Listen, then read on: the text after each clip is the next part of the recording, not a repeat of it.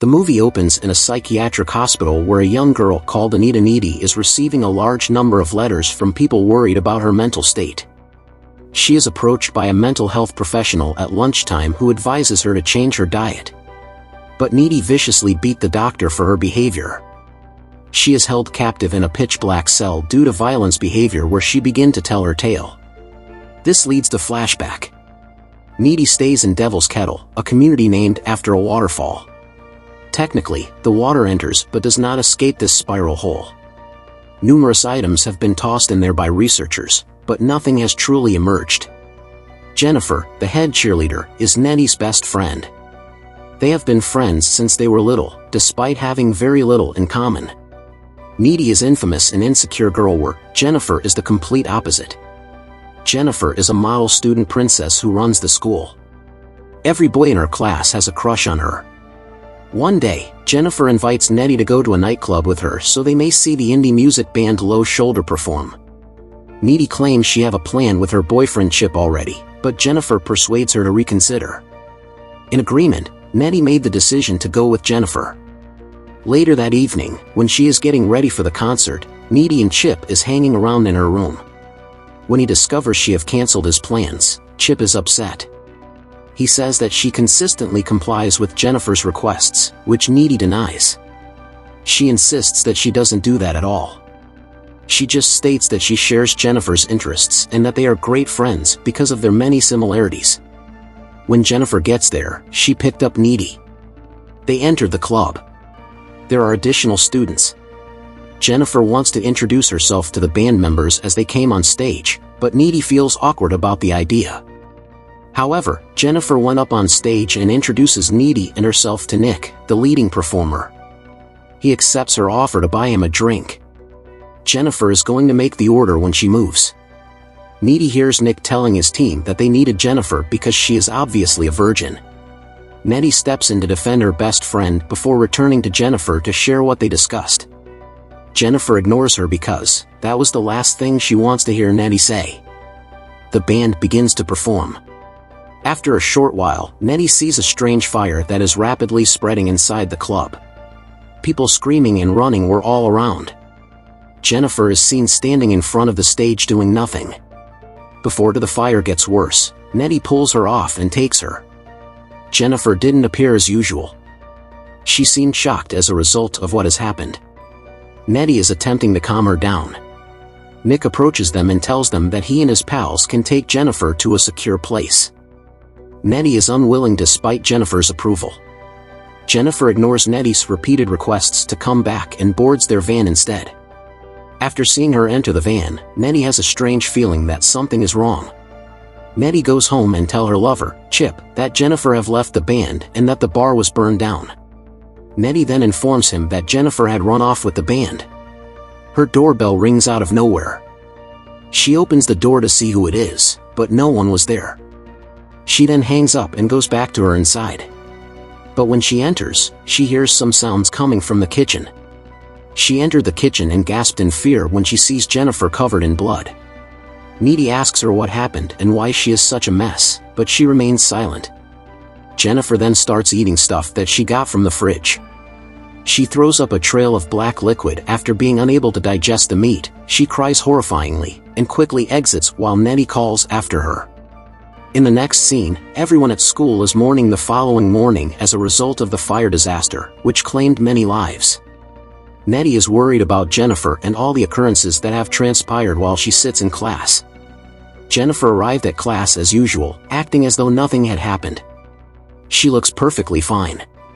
Needy is surprised to see that because the previous night was a huge nightmare for Needy. In the next scene, Jennifer is seen seducing the school's football captain, the biggest guy in school. They goes inside the forest to have fun, you know what I mean. While they are kissing each other, many animals comes by their side and stared at them. He is shocked to see what is happening before his eyes.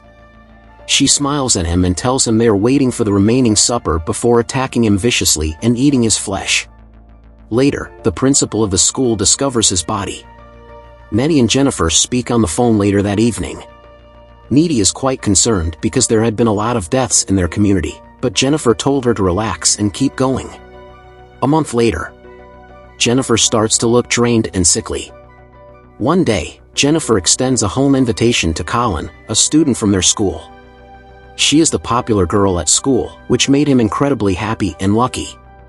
But he is unaware that she had asked to kill him mercilessly. That evening, Needy feels something terrible has happened as she and her lover Chip are having sex.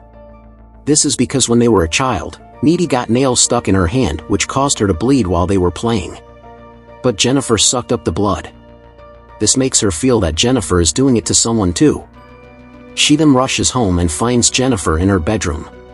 It turns out that they are gay as an unexpected girl-on-girl makeout occurs between the two girls.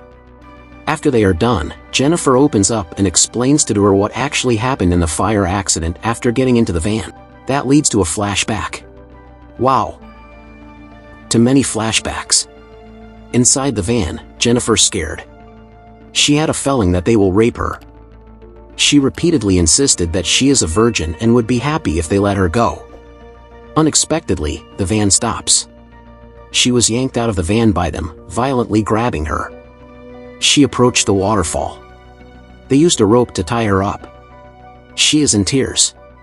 She is being presented to Satan by Nick and his buddies as a virgin sacrifice in exchange for fame and money. Despite the success of the sacrifice and greedy exchange. Unfortunately for them, she is not a virgin. She is murdered by the lead vocalist Nick, and a demonic spirit took her body. Snap back to the present, Nettie is shocked to learn this. Nettie goes to the library the following day to attempt and do some study on the circumstance. She learned that Jennifer needs to consume flesh in order to maintain her life and looks, and she becomes weak when she is hungry, only stabbing at her heart can kill her. Needy tells Chip about her discoveries, but he didn't believe a word she says. Besides that, she discourages him from going to the dance party that the school has planned. She warns him, then breaks up with him to keep him safe. The big day arrives. Everyone was enjoying themselves while dancing. Nettie waits for Jennifer to show up so that she can keep an eye on her. On the other hand, Jennifer is planning to kill Chip, Nettie's ex-boyfriend, taking him as her next target. Nettie got a strange feeling about this, so she went to his house. His mom opens the door and tells her that Chip has already left for the dance party. Now she knew things were wrong. Chip was intercepted by Jennifer. While going to the party, she seduces him and takes him to an abandoned pool house. When Needy gets there, she sees Jennifer attacking Chip. Nettie attacks Jennifer, attempting to stop her and use the opportunity to assist Chip in getting out of the water. When Jennifer attempts to attack Needy, she is stabbed with a pool skimmer by Chip. Jennifer pulls the skimmer out of her boy and runs. Unfortunately, Chip can't survive the attack and dies in Nettie's hands. In the next scene, Jennifer has been attacked by Needy after she visits her house and breaks in through the window. A tense quarrel broke out between the two. While struggling, Jennifer bites Needy's neck. After pulling off the BFF necklace that they both wear as a symbol of their friendship, Nettie stabs Jennifer in the heart to death. Needy is later placed under arrest and detained to a psychiatric hospital as a result of this incident. Which lead us to the present. After being bitten by Jennifer, she acquired some of her magical abilities. Later she escapes from the facility in order to get revenge for her friend. She runs straight to the falling stream where she discovers the exact knife that Nike used to stab Jennifer. Now she makes her way to a hotel where the indie rock band Low Shoulders were staying. She got into their room and killed each and every one of them using the same knife weapon she got at the falling stream, which was used to stab her best friend. The movie ends. So guys, let me know what you think about this movie, and if you really enjoyed this video, please do well to comment on this video, and please, don't forget to subscribe and give this video a thumbs up. Remember, you are watching the section of my recap called, "What is the name of this movie?" I will be back with an exciting movie like this. Until then, heads up and stay safe.